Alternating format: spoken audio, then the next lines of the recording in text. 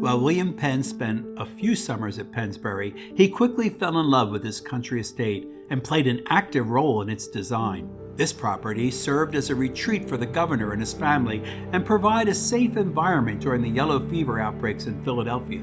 Unfortunately, following the Penn's return to England in 1701, the manor house began to fall into disrepair, and by the late 18th century was completely uninhabitable. The house that stands today was reconstructed by the Pennsylvania Historical and Museum Commission between 1937 and 1939. Before construction on the manor house began, an archaeological dig conducted by Donald Cadzow unearthed the foundations of a large T-shaped structure, a retaining wall, several outbuildings, and countless artifacts.